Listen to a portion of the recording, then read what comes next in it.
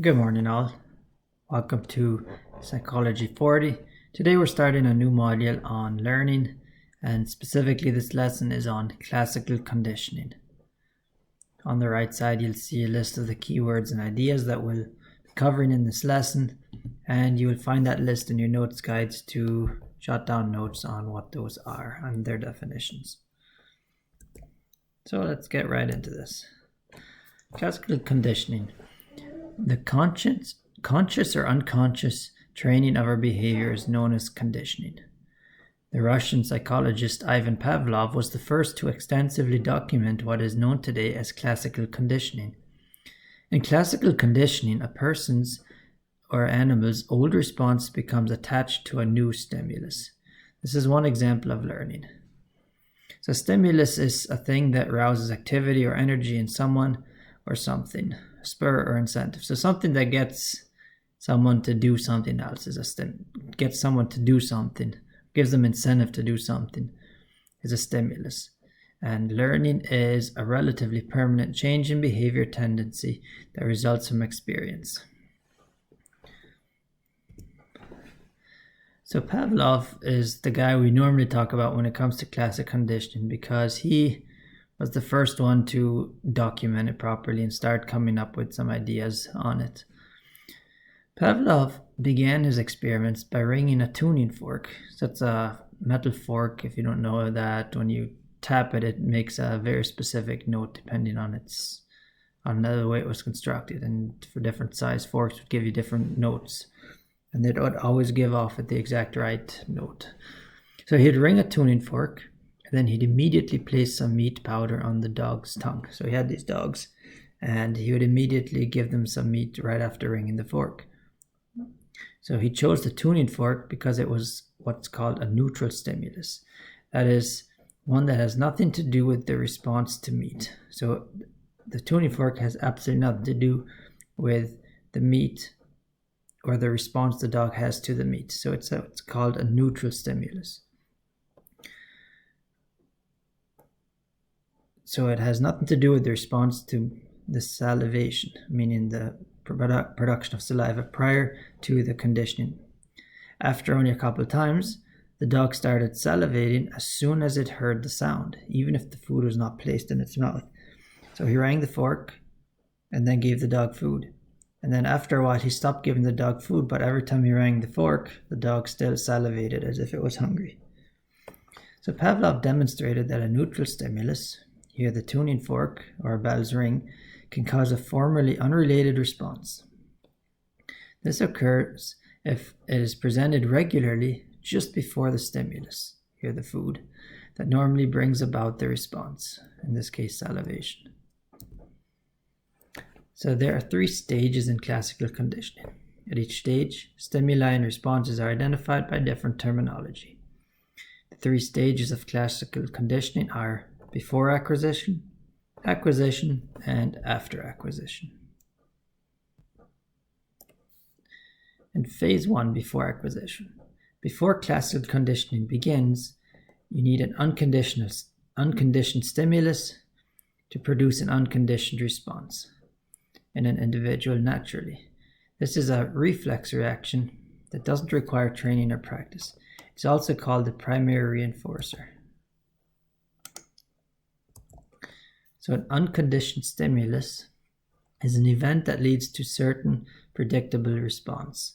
So it's when something happens and it'll give a very predictable response. If I slap my hand loudly on the table, you would all look up and wonder what's going on. So that's a response, a stimulus that produced a very predictable response from you that would happen with instinct without any prior training. So in this stage, a neutral stimulus does not trigger an unconditioned response. This neutral stimulus could be anything: a sound, a smell, a taste, an object, a scene. It doesn't produce a response until it's paired with an unconditioned stimulus. So in Pavlov's experiment, feeding the dogs was the unconditioned stimulus. Naturally, feeding them caused them to salivate, which was the unconditioned response. by ringing the bell, which is the neutral stimulus by itself, didn't elicit any salivation in Pavlov's dogs initially. So phase 2 is acquisition. During acquisition, the neutral stimulus is paired repeatedly with the unconditioned stimulus to form an association. Generally, it takes multiple pairings for the stimuli to become associated. So in Pavlov's experiment, the more frequently the tuning fork was paired with the food, the more often the tone brought about the salivation, which was the conditioned response. Sometimes, though, the association can be formed by single neutral stimulus and unconditioned stimulus pairing without repetition. So, for example, if a dog barked, which would be a neutral stimulus, and then bit a child's leg, the child would be very scared. So the biting is the unconditioned stimulus, and the child being scared is the unconditioned response. That's naturally going to happen. But the dog barking is the neutral stimulus. However, because it happened one time, maybe then next time the child hears a dog bark, they're going to tremble with fear. So they're going to be afraid. So it's often or sometimes the association only takes one time or one pairing for learning to occur. The timing of the association between the conditioned stimulus and the unconditioned stimulus also influences the learning. Pavlov tried several different conditioning procedures in which he varied the time between presenting the conditioned stimulus and the unconditioned stimulus, and he found that it was most reliable and effective when the conditioned stimulus was presented just before the unconditioned stimulus. By presenting it about half a second before the unconditioned stimulus, it would yield the strongest association. So to use this type of learning and this conditioning, the two stimuli have to be presented almost simultaneously, or with the neutral stimulus right before the unconditioned stimulus for it to be effective. And finally, phase 3 is after acquisition. So the neutral stimulus now becomes the conditioned stimulus, meaning this stimulus that used to be a neutral one, meaning it didn't cause any action in the subject, is now conditioned to trigger the same response as the unconditioned stimulus, even when it's not present. When the involuntary response is triggered by a conditioned stimulus, it's called the conditioned response. So the response originally was unconditioned, but now because it's triggered by a conditioned stimulus, it becomes a conditioned response.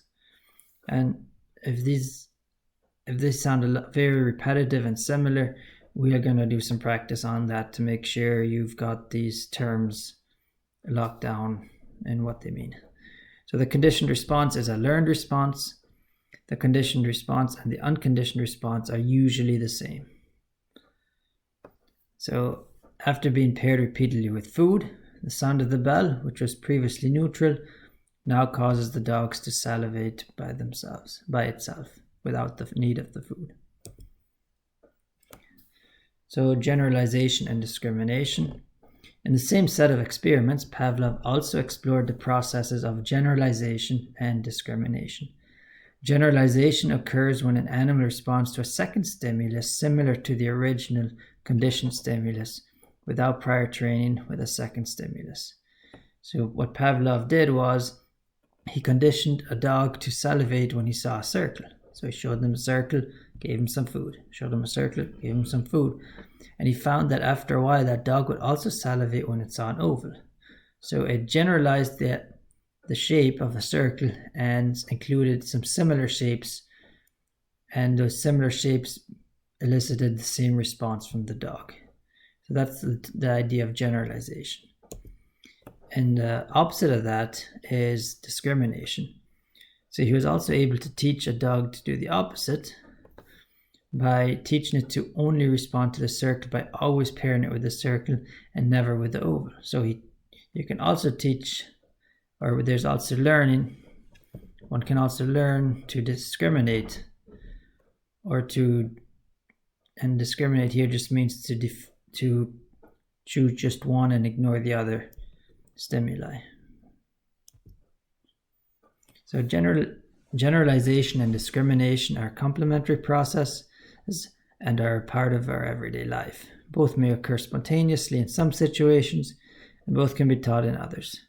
For example, assume a friend has come to associate the sound of a dentist drill, which would be a conditioned stimulus, with a fearful reaction, the conditioned response.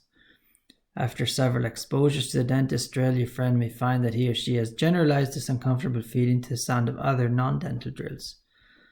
So if someone really dislikes the sound of a dentist drill and they get really afraid of it, or if they really dislike it, maybe hearing a similar sound would trigger them to have the same fearful reaction. So that would be a generalization. But then maybe a year later, your friend learns to discriminate between the sounds, and now the sound of the other drill doesn't have any effect on them. So it's learning just means changing our behavior based on experience, and nothing is ever concrete. The learning kind of can bounce between different things. You can learn one way and then the next day learn another one. It's very fluid in this regard. And the last topic we want to talk about is extinction and spontaneous recovery. So extinction is when you stop a previously conditioned response. So in Pavlov's experiment, if he stops giving his dog food when he rings the bell, eventually the dog stops salivating at the sound. So yes, he trained them to salivate with only the bell and no food, but if he stopped giving them food at all ever, eventually they would stop salivating at just the bell. And spontaneous recovery is the sudden return of a previously extinct behavior. So say he stopped giving them food after ringing the bell, eventually they stop salivating. But every now and then they'll spontaneously salivate again in the hopes that maybe now it's going to work again. So maybe for 20 times the dog didn't salivate at food, and then the dog's like, well, I should try it again and try salivating just to see if maybe this time I'll get the same response back. So that's spontaneous recovery. After the conditioned behavior is extinct, it can return suddenly, and this phenomenon is called spontaneous recovery. And that's it for this lesson. So pull out your workbooks if you haven't yet, and start by listing those definitions, defining the main terms here, and then working through some of the problems. And have a good day.